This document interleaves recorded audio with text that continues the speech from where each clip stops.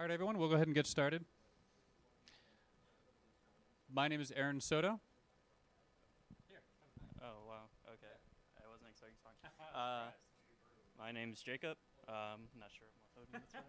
And, We're both from the Metasploit development team, and we're excited to be here to kind of give you a more thorough introduction to Metasploit than maybe we've had an opportunity to do in the past. Our goal today is, if you've never used Metasploit, to give you a full background, to walk you through how it's architected, how the components work together, and walk you through some examples of exploits and attacks and workflows, not only focusing on the tool itself, but also the mindset of a pen tester as they're using these tools. The second half of this is to kind of give you more a holistic view of how the pieces work together. So as we're talking through how modules are architected, kind of the hierarchy of our module tree, but also how they cooperate to give folks maybe a more complete picture than what they've had in the past. So if you've never used Metasploit before, welcome. If you have used Metasploit before, this is a little more introductory, but the goal is to give you a more complete picture, so that way maybe there's some things that you've just kind of taken as, well, this is how it works, but I don't really understand why. Maybe we can kind of cross that divide and help you understand that a little bit more. As I mentioned earlier, we have a handful of, or I should say a handful, two, of virtual machines for you to play with. I totally understand that not everybody has this set up. Not everybody even has laptops. That's totally fine. But the idea is that we'll be walking through some exercises with these machines. Everything will be up on the screen.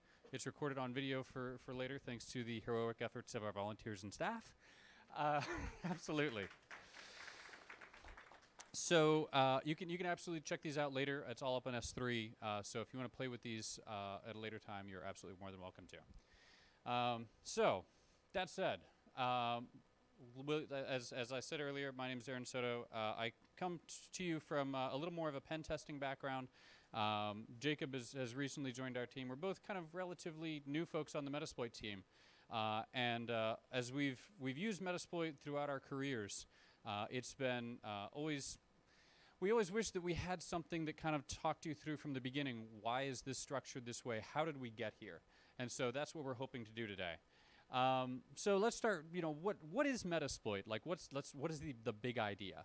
The whole concept is that it's something that we as members of Rapid7 work with members of the open source community. It's genuinely a community project, fully open source, where everything that we do is available to look it up on GitHub and look through the source code. And that the power of that is that not only can you use that professionally, but that's also a great way for personal growth, to understand how these tools work, how each individual module works, a little bit about exploit development, or whatever it is that you're looking to grow off of.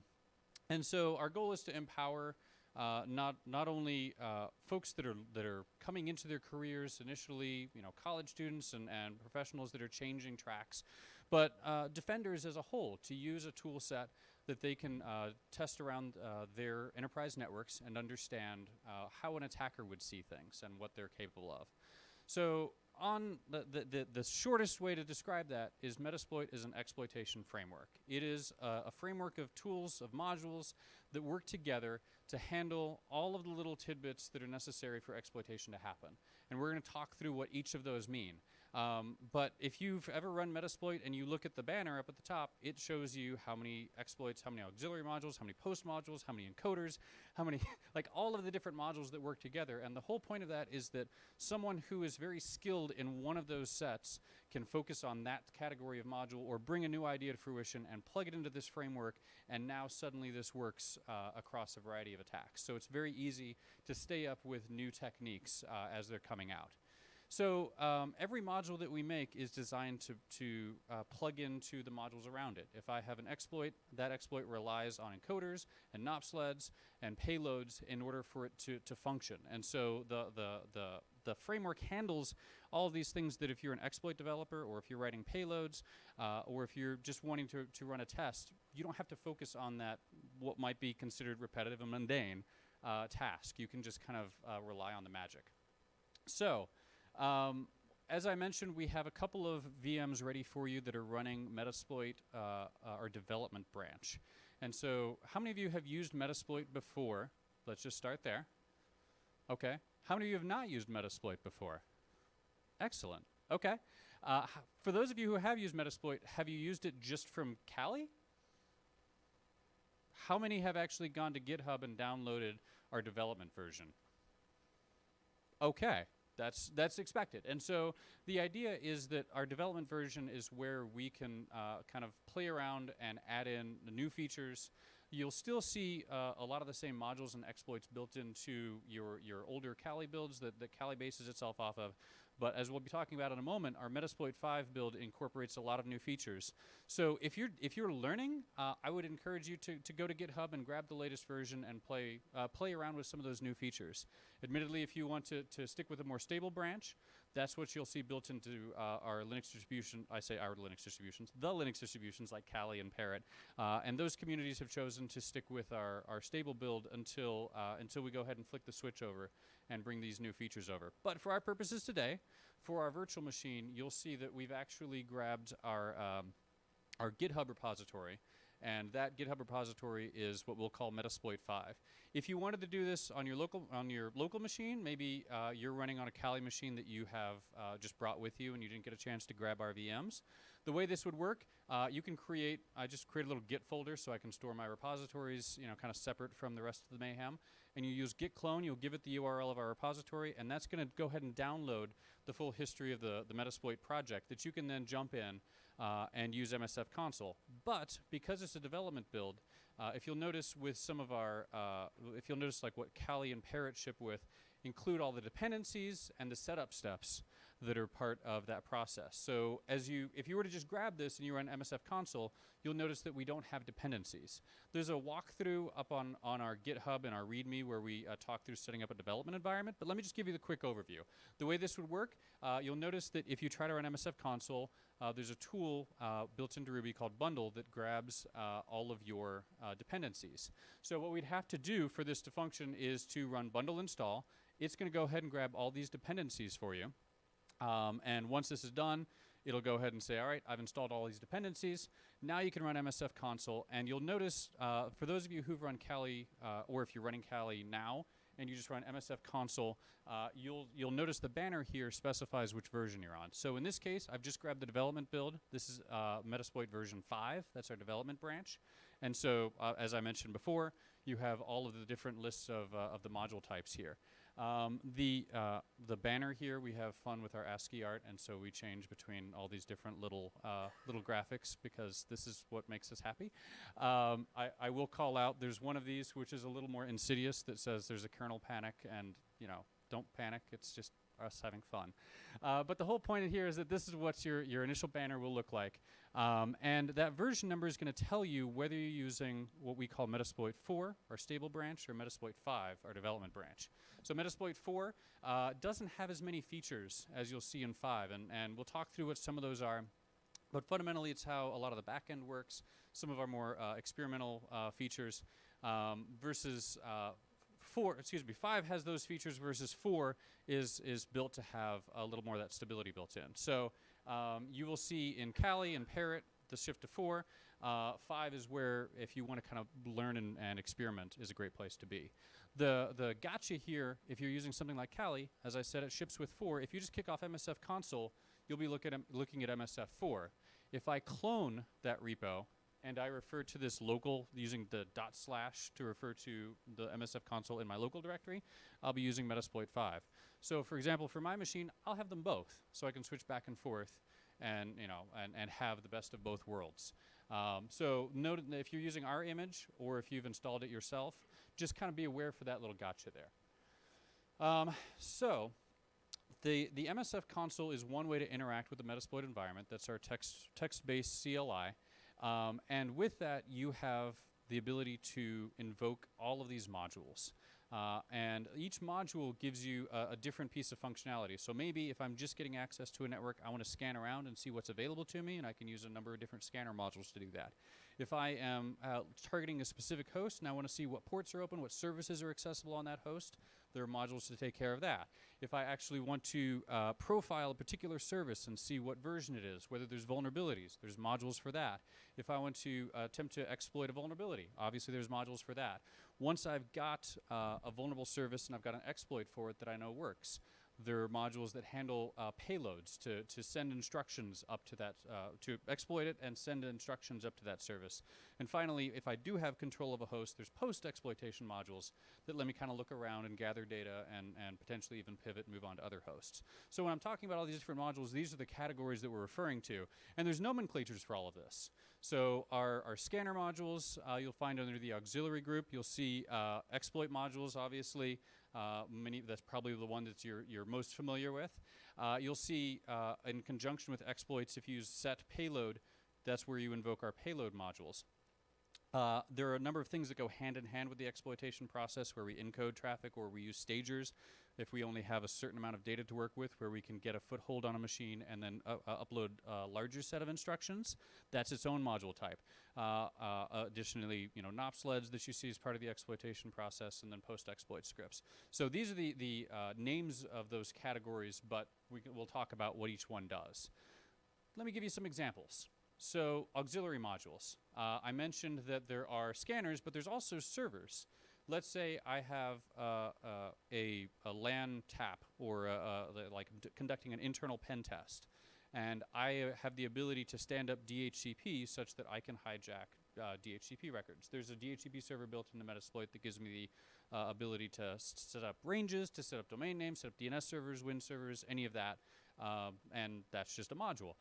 There's servers for specific vulnerabilities. So we have one for the Heartbleed, the OpenSSL vulnerability, that will, when a client connects, or have the ability to exploit that vulnerability against clients. We have a variety of servers for example, for SMB traffic, where we can capture hashes. We have a browser autopwn auxiliary module that the idea is if a browser connects, it attempts to profile that browser to identify a vulnerability. We have modules for scanners, as I mentioned. So, and notice these are the hierarchy here just indicates which protocol is being referenced. And so you'll see ones that are, for instance, under the auxiliary scanner SMB hierarchy, you'll see multiples listed within there. So for whatever protocol you're looking for, there's probably a scanner for that, including some generic ones that just do port scanning.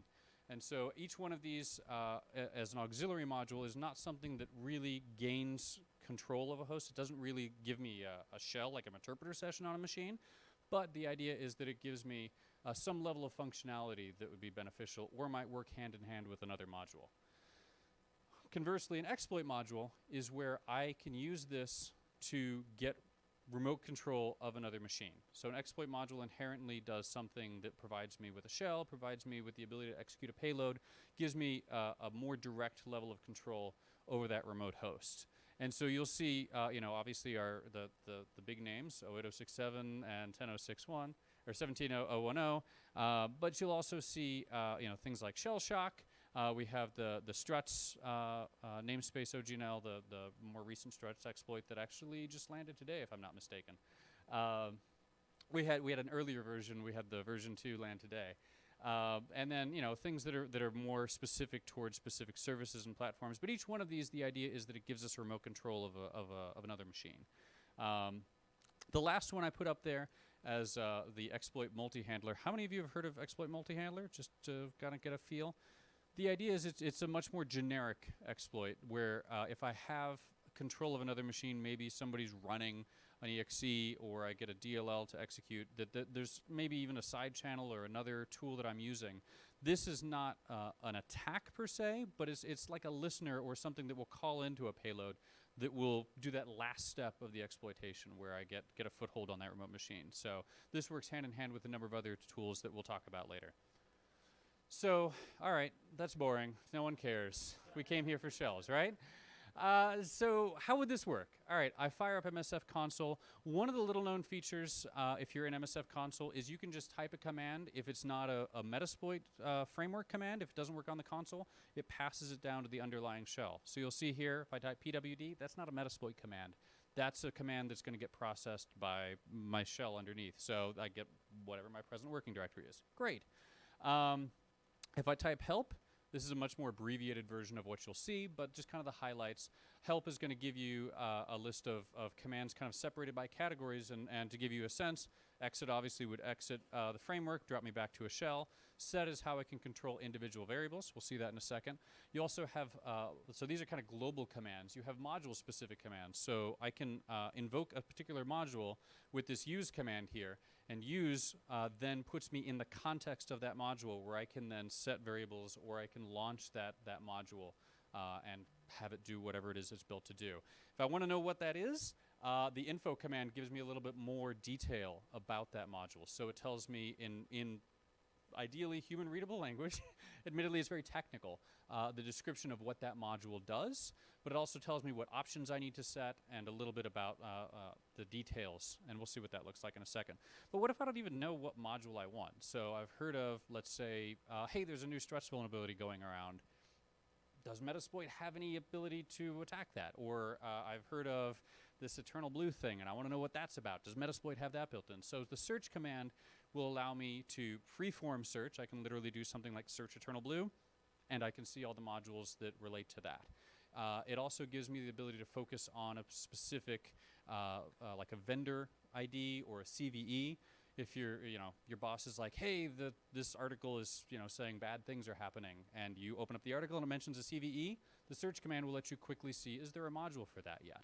Obviously, we work as quickly as we can, but this is something that you will see modules pop up fairly quickly in response to especially popular vulnerabilities. When it's blowing up on Twitter, we're excited too. So I use, let's say, search, and I find a vulnerability, or I find a module here. I'm like, great, I'm going against a Windows machine. I type use to load that module. The big thing that you'll notice here is that your prompt changes. I will call out that this was probably 6-8 months ago we changed what the prompt looks like. So a couple people got a little bit confused because you'll notice parentheses now, and you're like, wait, I didn't type parentheses. This is just saying it's an exploit module, and this is the path of that exploit module. But fundamentally, what this is really telling you is any command you type now is going to work in the context of this one module. So if I were to type the run command, I get an error back that says, you didn't tell me what to do. You just said run.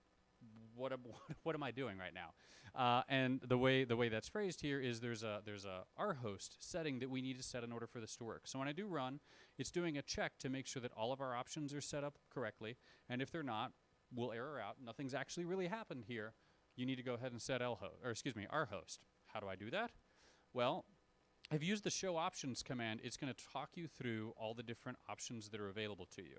And so in this case here, you'll notice I have rhost, rport, and SMB pipe. 2 of these have already been filled in for me. I have the ability to change those, but that default value may very well work for me. The thing that I don't have is an rhost. That is the target address. This is an IP address or a host name of the machine that we're going against. You'll notice that in the case of this module, all 3 of these are required. If you don't have all 3 of them set, the module can't function. That's why we were complaining earlier when we tried to run, because we didn't have an rhost set. So if I use the set rhost command, I can set an IP address to attack here. Okay, cool. That's the machine I want to go after. I run show options again. Sure enough, my rhost has been updated here. You may also notice that your payload has options as well that can be set. So in this case here, we'll talk through what these payloads mean in a bit, but the idea is that a payload has its own options, its own instructions of what it needs to do if the exploit succeeds. So this is the same way we can use set and work with these as well. In this case here, I've got my everything that's said was required is required. So I'm going to go ahead and kick it off. I'm going to run it, and exploit failed, connection refused. Well, this sucks. Like this didn't work, right? We just grabbed an exploit. We grabbed a module. We threw it at a target. We didn't really understand what we were doing. We didn't understand whether it was vulnerable. We didn't do any checks. We didn't do any port scans. We didn't do anything, really, to make sure this worked. And this is something that if you're just kind of starting with Metasploit, you're like, I thought this just worked. Sorry. It's harder than that. We have to understand the actual workflow and the methodology of how to exploit a target. So let's talk through what that looks like, because otherwise this isn't fun, right? So if I want to exploit a machine, there are well-established steps, and this is what a an actual attacker would be doing inside your network as they're profiling things, as they're working their way through. This is the same process that you'll see used, and so we need to understand that if we're going to get anywhere. So we start off with if assuming that we're wanting to assess our corporate network, we're playing around at home with the network that we have permissions to, we're going to start with a simple scan. And so the idea of a scan is to figure out which hosts are accessible to us. So what would that look like? Well, there's a handful of modules that would be available to you to accomplish that. So to start off with, I mentioned before our auxiliary scanner kind of suite, and you can look through, you can actually tab complete that. So if you do use auxiliary/scanner and hit tab a couple times, you'll get the full list. I've highlighted a handful here that I think are most commonly useful. So let's start off with an ARP sweep. An ARP sweep, the idea is I have kind of a foothold inside of a network. Maybe I'm on a local, like a local pen test, an internal pen test, and I want to see what is directly on that network segment with me.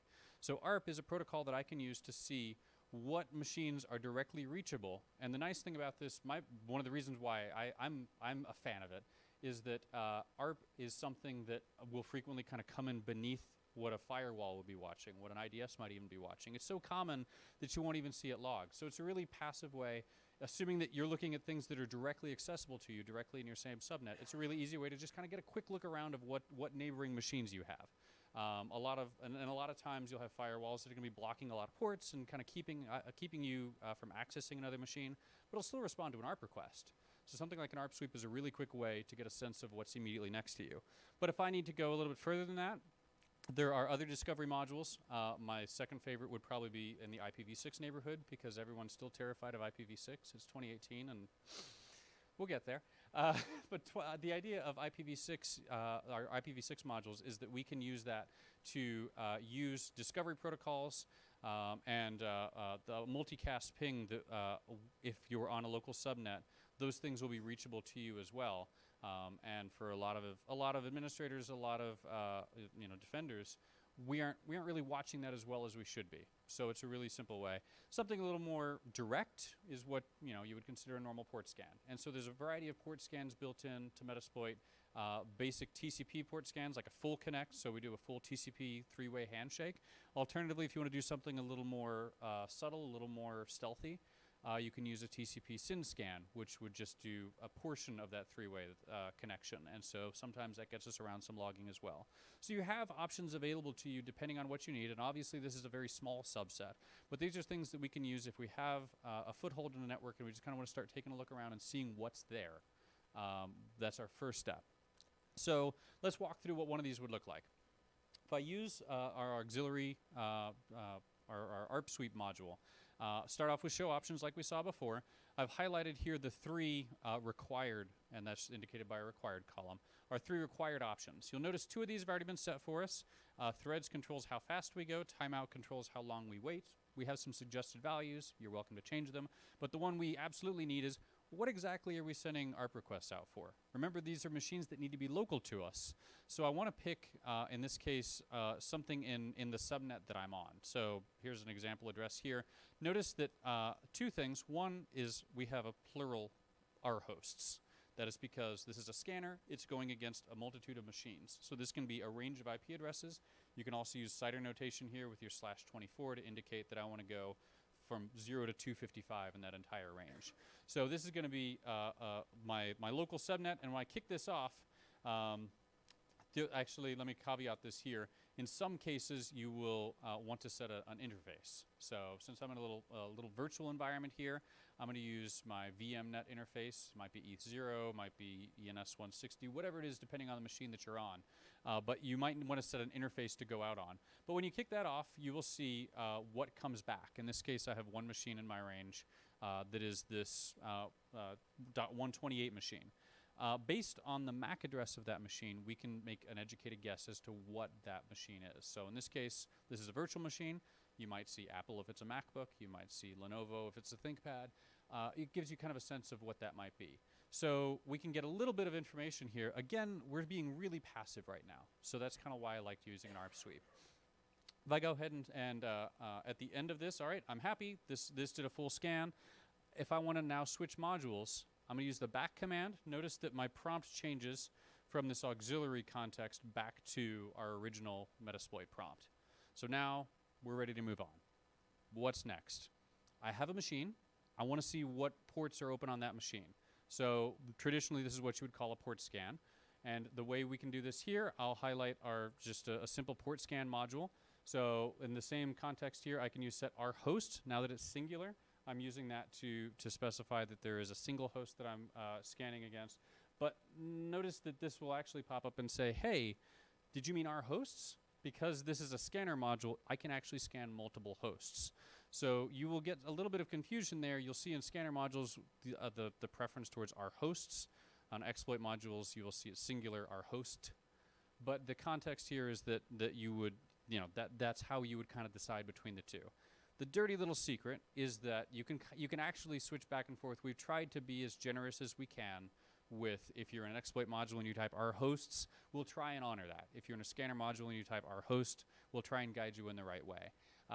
But just to let you know, especially on older builds, historically, that's what it's been. We're trying to make that as friendly as we possibly can. So in this case here, I'll go ahead and do the right thing. Since this is a scanner module, I'll go ahead and make that plural. Even though I'm only specifying a single host, there's my our host that gets updated here when I run my show options.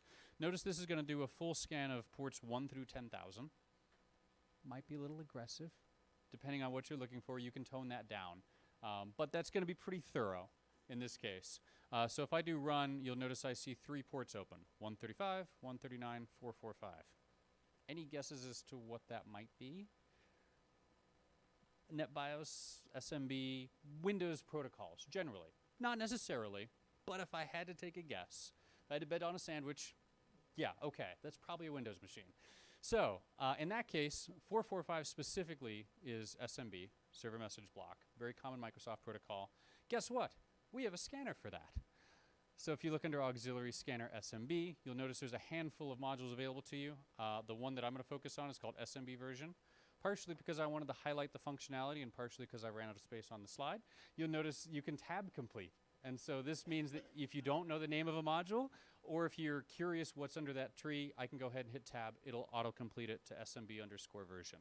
So I hit enter, boom, here we go. Now I'm in the context of that module. Notice something a little different here is I didn't actually type back.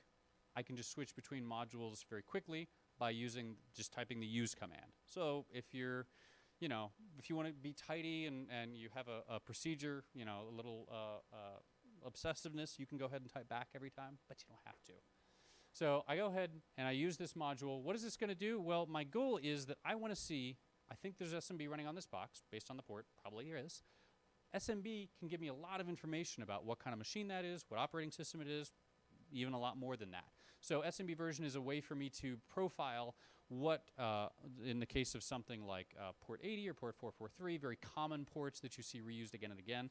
It lets me figure out what versions and services are up on a machine, and that can help me understand what it might be vulnerable to. So there are a number of other modules that would do this as well. Focusing on the auxiliary scanners again, you'll notice that there are a lot of protocol-specific modules as well. And so if you see a port that's open 443 and you're like, all right, I want to throw an SSL scanner against that and see what's there. But keeping in mind, these can also sweep an entire network. So if you're looking to do more of a web assessment, looking for web apps, it's a very quick way to scan for a range of machines and see what are running at those services. We're going to focus on SMB version here, but obviously there's SSH, server message block, MySQL, even Apple File Protocol. So quite a variety for sure. So in the SMB version, again, same workflow. Set your R host, show your options, make sure that everything's set perfectly. And when I type run, I get back that machine is running Windows 7 Ultimate Edition Service Pack 1. Cool. All right. Now that's something I can work with. So in addition to that, I get build information. I get the host name of the machine. I get to know if it's on a work group or a domain. SMB sure is very friendly, very talkative. So this is information that, think about this if you were looking at a packet capture. Think about this if you're looking at an IDS or if you were looking at a firewall. If you're in a domain, this is pretty benign traffic. We've done ARP and we've done some SMB traffic. That's pretty subtle. Like we're not being particularly aggressive. I'll give you the port scan. The port scan could have been toned down a little bit, but realistically, if you want to, you can use these modules to be as stealthy as you'd like, and actually emulate the tactics of of a particular APT or a particular workflow. So in this case here, I know this is a Windows 7 SP1 machine. I know a build number. I can actually use, based on the output of this, I can tell that this is an older version of SMB, and I can use a specific module, this SMB1 module, to understand what version of SMB this supports. And the reason why that gets interesting is because there are vulnerabilities that are specific to versions of SMB. There's capabilities that, depending on the version of SMB on the target, I want to know about. So I can use a specific module to scan a range of hosts and see who supports SMB1 or SMB2. All right, so I'm getting a good sense of what this machine is, what operating systems it's running. Now I'm kind of interested in, like, what can I do with that? In this case here, Google is your friend. There are lots of other tools that will do this for you, certainly using the search command if you're focused on a specific platform or a specific tool. Alternatively, there are tools like CVE details that will actually help map between what capabilities are out there and what vulnerabilities exist. But in this case here, pretty straightforward. A simple SMB search tells me about a Microsoft security bulletin. Reading through that bulletin says this particular MS-17010 resolves issues that could allow remote code execution. In other words, an attacker to gain full control of a remote machine if the attacker spends a specifically crafted message using SMBv1. Well, good news. Apparently I'm running SMBv1, so this is looking promising. So my next step, ideally, and this is not always possible, but ideally I now have an idea for an attack against a machine. I want to know if this is something that is actually feasible. Is this machine actually vulnerable? Not every exploit gives us the ability to do that. Not every attack has the ability to see if a machine is vulnerable without actually attempting the full attack. In this case, though, we do actually have, if I look for MS-17010, we have a handful of modules here, and I'm realizing now that there's even one more that didn't make the screenshot. Don't. But there are a number of modules that will tell us what is on that machine, whether it is exploitable, and potentially, you'll notice in this case here, I have both a scanner and I have an exploit. This is a little bit unique for this one particular attack because there's so many vectors in. MS-17010 is actually a wide range of vulnerabilities. But in this case here, I have a scanner and an exploit that are both of interest to me. We'll take a moment here and call out that there is a rank column as well. And so now I kind of have a choice. Like, what do I want to do? A rank is how we can kind of, at a very basic level, start to figure out which modules we would lean towards, which would we like to try first. So, and if for those of you who've ever used MS-17010 or Eternal Blue, you know that it's not great. It's not. It could potentially crash a machine. It does have the ability to cause that machine to be unstable. So in this case here, you'll see most of these are in the normal to average range. You could see things that are up in the good and excellent down to low and manual, which is effectively, this is probably more of a denial of service. This is something that's not really going to get you a level of access. So rank is how I can kind of search through and find something specifically. In this case here, I'm going to go ahead and use our scanner. Same style, set my R hosts. I run it, and the scanner comes back and tells me, hey, this machine's likely vulnerable to MS-17010. Yes, ma'am.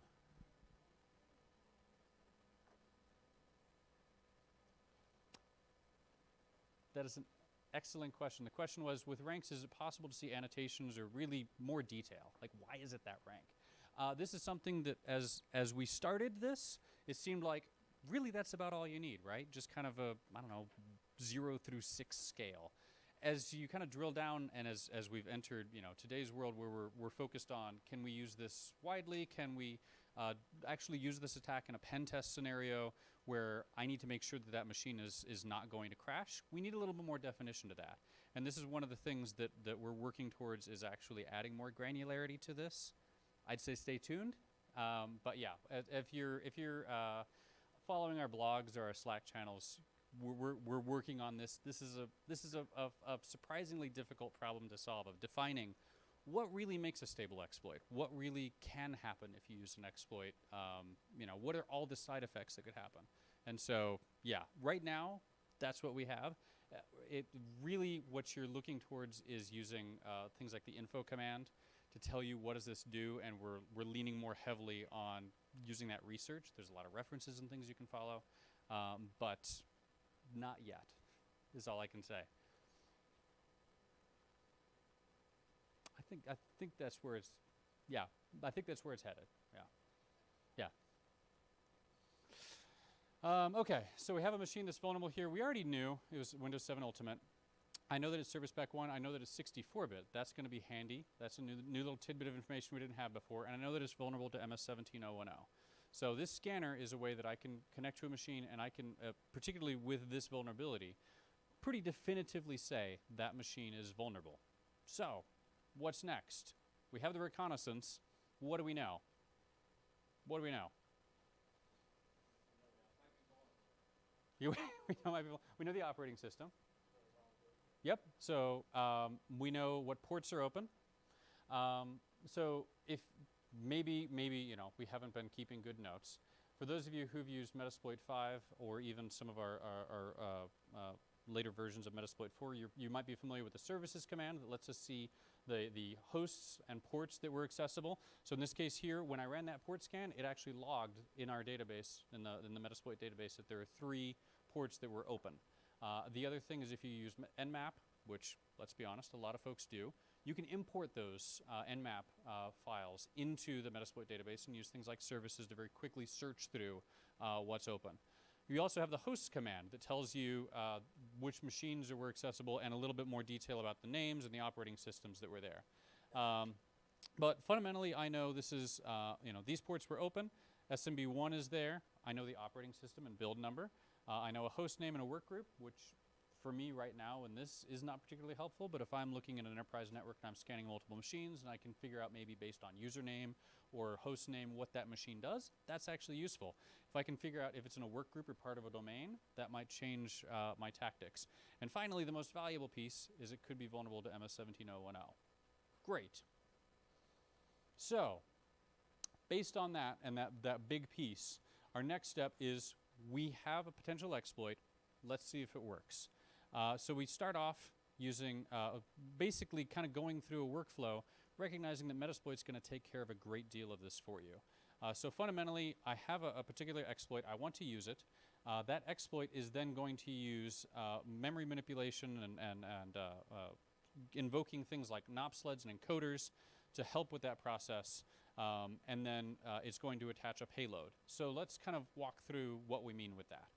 In any given exploit, there is maybe a particular vulnerable function in that software, a particular vulnerability in how it communicates that we're going to take advantage of. And that's what the exploit is responsible for. It does that weird little trick, that little bit of malformed traffic, or that kind of that odd function that a developer hadn't really considered to gain control of that remote service. So the exploit just gets us control of that remote machine. It doesn't actually do anything with that control. And for that, you have a couple of stages. And so you will have a NOP sled. How many folks have heard of a NOP sled before? So the idea is it is a series of kind of null instructions that are no ops, N-O-P. The idea of it is that if you are doing an exploit, or if you're using an exploit that you're not necessarily sure where the control of that remote machine is going to end up, an op sled kind of gives you a landing strip that you can aim for and potentially have success gaining control of that remote machine when things are a little bit unsteady. The next step of that is the idea of a stager. So a stager gives you an ability to give a small little bit of instructions to that remote machine such that it will then go give you the opportunity to get more instructions. So the idea would be that I can tell a remote machine to come reach out to this address and get an additional payload or more information. And that last bit is a payload. So that is what we think of as the thing that gets us a shell, that gets us a interpreter session, that gives us full remote control of that remote machine. And so these components all have to work together in order for that to happen. You'll hear this referred to as shell code, but the idea is an exploit and a payload have to work hand in hand. Exploit gives me control of that machine. A payload is what I do with that control of the machine. So if you're using Metasploit, you're probably familiar with a handful of these payloads. We'll talk through more in detail. But any one of these, if you use the set payload command, are used to append a payload to that exploit. So this whole workflow happens. I send a payload up to that remote target. I'm now communicating back and forth with it. And the final step here is that with that control, I can begin the post-exploitation process. I can look around, I can figure out what users are on that machine, I can gain further access to other machines inside the network. So, what's this whole thing look like to a user? Well, if I say use and I give it the path to that Metasploit exploit, I set my rhost as we've seen before, and I hit run, we kick off, in this case, the Eternal Blue exploit. And so this is going to vary depending on what exploit you're using. In the case of Eternal Blue, you're going to see a lot of details about checking to make sure that the target operating system matches what we think it should be. So in this case here, there's a check that takes place to make sure the OS and architecture match. You will see a comparison of when we probe it with SMB, it responds back with its version. We'll actually see the raw output of that. And then after several lines, you should see something to the effect of Eternal Blue overwrite completed successfully. We're not out of the woods yet. We sent the exploit. The machine responded back in an expected way, but we don't necessarily have control of that. Remember earlier we were looking at that rank. Does anybody remember what it was? It's like, like normal or average. Like it wasn't great, right? So the trick with something like Eternal Blue is that sometimes you get a win, and we get a command shell 1 opened, and here's a remote shell on the other machine. Great. Other times, not so much. In the case of Eternal Blue, this is common, and this is actually built into the logic. And so it's actually going to continue to keep trying, and so you'll notice it'll have a brief delay. It'll wait to see if this succeeds. It'll move on again. It'll try it again, wait to see if it succeeds. And so it'll try multiple times to get a shell on that remote machine. But ideally, it's going to work unless. How many of you have seen this before? Yeah. How many of you are looking at this right now? So Eternal Blue uses a lot of memory manipulation to try and gain remote control of the other machine. That is a tricky game to play. And so there's unfortunately nothing can really be done about it. Sometimes you draw the short straw, and you're actually going to crash the LSAS service on the remote machine. This is why it's not ranked very highly. So if a machine is vulnerable, we'll usually take multiple tries. The more times you try, especially if your parameters aren't quite right, especially if you're throwing an exploit but your payload isn't configured properly, you're going to make that machine more and more unstable. This is what happens if it actually crashes. So the good news is by default, Windows actually will automatically reboot. That sounds great, unless you're going against a domain controller. That's not as great. So this is why it really pays to look through the info of a module, to look at the rank, and really consider what you're doing before you just start throwing an exploit around. So ideally though, especially when a machine freshly boots, you'll see win, and you'll see your prompt here. And I can interact with this machine as I would if I just opened up a command prompt on this Windows 7 machine. I can type hostname, and I can see that, yep, that's my host name. I can type who am I, and I see that I'm system. For those of you who aren't familiar, system in a Windows environment is a wonderful thing. That's our highest level of privilege. This is a wonderful place to be. Alternatively, if you're coming in with an exploit that doesn't grant us system privileges, we'd have to chain that with another module that would give us the local privilege escalation. We'll talk about what that looks like in a second. So this is one way to get access to a machine, and now I have a prompt here, and that's wonderful. You can use Control-Z to background that. So what do I mean when I say that?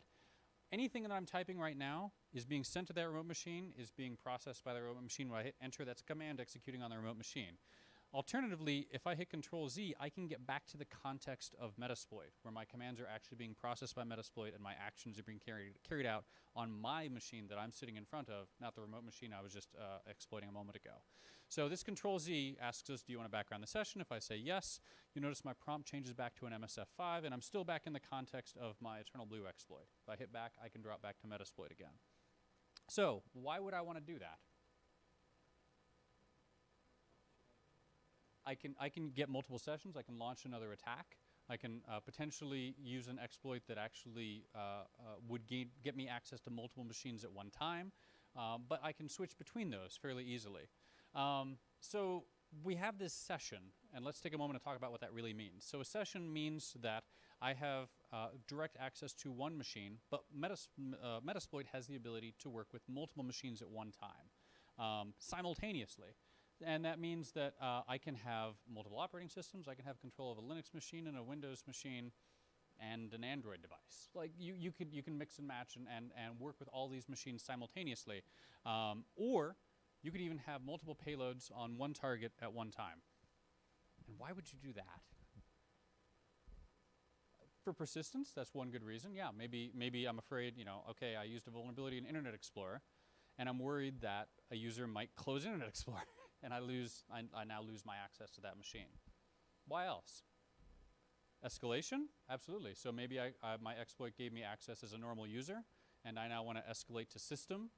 I might have two payloads, one running as a user, one running as system. Yeah, very good reasons. So what would this look like? Well, there's a module for that. I promise I'll stop saying that at some point. So there is post-exploitation modules that help us once we gain access to a remote system. So post-exploit is what we do once we've gained remote control. And these post modules will let us navigate around that remote system, will let us gather information, and in this case will let us move from a simple command line to Meterpreter. Show of hands, how many have used Meterpreter before? About half, maybe? Okay. So Meterpreter is a payload that beyond a command line where I can just type commands and use the remote machine as if I were standing in front of it, gives me a whole new level of access. It is modular. It allows me to upload new plugins. It allows me a lower level of access to the operating system to send commands directly to it. It allows me to interact with other processes. It basically gives me a much stronger foothold on that remote machine and lets me open up all new worlds of functionality. So Meterpreter is kind of the place to be, but I don't have it, and I have a shell instead. There's a module that will go from having a command line shell to having a Meterpreter prompt, Meterpreter shell. And so this shell to Meterpreter module, you'll notice when I do show options, really only needs a session. And a session is another, for example, in this case, my command prompt, so session 1 in this example, that would give me access to their own machine. The sessions command is how I can navigate between those sessions. And so in this case here, I'll just use sessions-h. And you can see there's a lot of ways I can interact with sessions. The one I'm going to talk about for right now is sessions-l. So sessions-l shows me all the sessions that I have. In this case, really just one. Guess what number it is? 1. If I had maybe lost access to this machine, I had to exploit it again. Or if I had another machine and maybe I lost this connection, you'd see, maybe I had session number 2. But in this case, if I do sessions-I, I can interact with sessions 1. You'll notice I drop back to my command prompt. Well, that's not really where I want it to be. Control-Z brings me back. If I go into this module and I set this session to 1, I can run that. And what this is going to do is it's going to first figure out what kind of session is it, and how can I escalate from that command prompt to a Meterpreter session. And so this is actually going to take care of all the work of uploading our Meterpreter payload, executing it, and getting a connection back. So now, when I do sessions-l, you'll notice I have 2 sessions. Same host, 2 different sessions with 2 different sets of capabilities. So you might see sessions being used for persistence, you might see it being used to escalate privileges, but in this case here, we're actually using it for additional capabilities. It's kind of nice to have another payload in case maybe something goes wrong with one of them, something crashes, I might still have access to this machine, but I now have a whole new set of capabilities available to me. So now I can use sessions-I-1, I get a prompt, -I2 gets me a Meterpreter session. So there's an easier way, a more direct way to have done this. Certainly, I kind of took the long road around in terms of getting a command prompt and then using a module to get to Meterpreter. What if I just wanted to get Meterpreter straight away? Well, I briefly mentioned earlier the set payload command, and this is something that I can use in the context of an exploit to say, I want this specific payload to be attached when we launch this exploit. So I would really prefer to just have Meterpreter attached to the exploit. That way, I just immediately get a Meterpreter prompt. Great. So if you can use set payload. I mentioned the tab trick before. If I use 2 of them, I get a full list of all the payloads that are available that are compatible with this particular exploit. And you notice that we have a generic shell, so that gets us a command prompt. We also have some basic, and we'll talk about these more in a little bit, some payloads that take advantage of basic functionality in the operating system. And then we have Meterpreter payloads. So there's a whole host of these. I've only selected a handful of them. But in this case here, I'm going to choose Windows 64-bit Meterpreter bind TCP. Let's take a second to talk about what that means. So in this case here, I know the operating system, I know the architecture. This is the functionality that I'm anticipating. But if you ever just do Windows x64 Meterpreter and hit tab a couple times, you'll notice there's quite a list, a very long list of different types of Meterpreter payloads that we can use. And the differentiating factor there is how they communicate. Bind TCP is probably one of the simplest examples.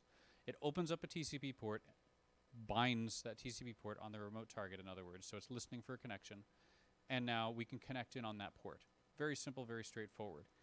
When would that not work? Firewalls are the key example. So a firewall might say, I'm only going to allow 445. Great. Or maybe 80 if it's a web server. I'm not going to open whatever random ports you've chosen for your interpreter payload. I'm not accepting connections on that. So a firewall might stop me, and that could be a firewall on the target itself. It could be a firewall somewhere between me and the target. So a bind payload is a very easy way to get into a machine, but it may not always work. Alternatively, the biggest counterexample to that is a reverse payload, where instead of opening a port on the target that I connect to, I open a port on my local machine and tell the target my IP address and a port to call back to where it can reach me. So we'll go through a bunch of examples for these, but in this case, I'm going with a very simple bind TCP payload here. When I hit run now, Eternal Blue kicks off, and now immediately I'm dropped to a Meterpreter prompt. So I immediately get full Meterpreter access. Cool. I've been talking for a while. Let me pause for a moment.